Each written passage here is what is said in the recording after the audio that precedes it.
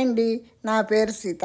నేను ఈరోజు మీకు చిల్లీ బేబీ కార్న్ చేసి చూపిస్తాను. కావలసిన పదార్థాలు: కట్ చేసుకున్న బేబీ కార్న్ ఒక బౌల్, ఉల్లిపాయ ముక్కలు, క్యాప్సికమ్ ముక్కలు, అల్లం వెల్లుల్లి పేస్టు, మిరియాల పొడి, 2 స్పూన్ మైదా, 1 స్పూన్ కార్న్ ఫ్లోరు, పచ్చిమిరపకాయలు, వెల్లుల్లి ముక్కలు, అల్లం ముక్కలు, కరివేపాకు, oil, green chilli sauce, soya sauce, salt, గోరువెచ్చని నీళ్ళు.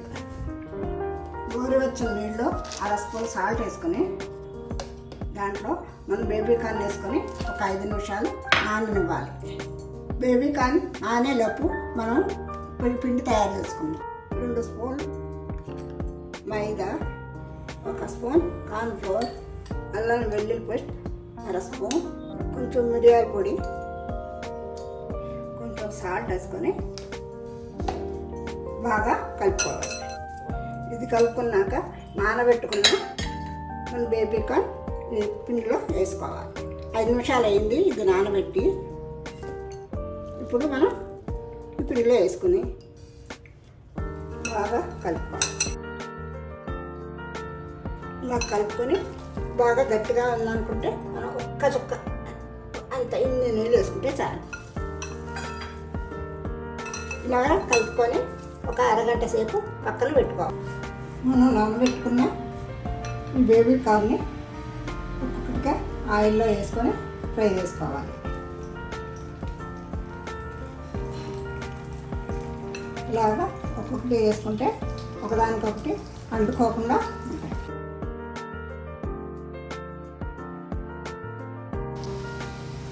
ఇలా క్రిస్పీగా వేగిన తర్వాత మనం ఒక బౌల్లోకి తీసుకోవాలి. అన్నీ క్రిస్పీగా ఇలా వేగాలి. మనం ఇదే బాండీలో ఒక 1/2 స్పూన్ ఆయిల్ ఉంచుకొని మనం ఇప్పుడు ఫస్ట్ వెల్లుల్లి ముక్కలు వేసుకోవాలి. ఈ వెల్లుల్లి ముక్కలు కొంచెం వేగినాక మనం అల్లం ముక్కలు వేసుకోవాలి. ఇలాగ వేయించిన దాంట్లో మనం ఉల్లిపాయ ముక్కలు వేసుకోవాలి. ఉల్లిపాయ ముక్కలు బాగా మెత్తగా వేగకూడదు, కొంచెం పచ్చిగానే ఉండాలి.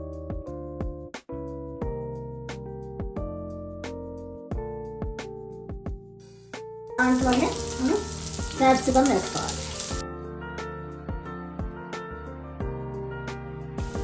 ఇప్పుడు పచ్చిమిరపకాయ ముక్కలు, కరివేపాకు వేసుకోవాలి.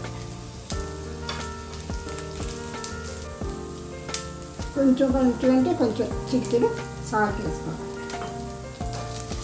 ఇలా వేగినాక మనం ఫ్రై చేసుకున్న బేబీ కార్న్ వేసుకోవాలి. అది వేగిన దాంట్లో soya sauce, green chilli sauce,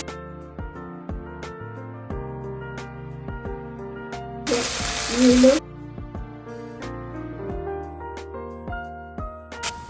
ఇలాగైతే మనకి రెడీ అయిపోయినట్టు మన చిల్లీ బేబీ కార్న్. ఈ వీడియో మీకు నచ్చినట్లయితే లైక్, సబ్స్క్రైబ్ చేసి ఫ్రెండ్స్తో షేర్ చేయండి.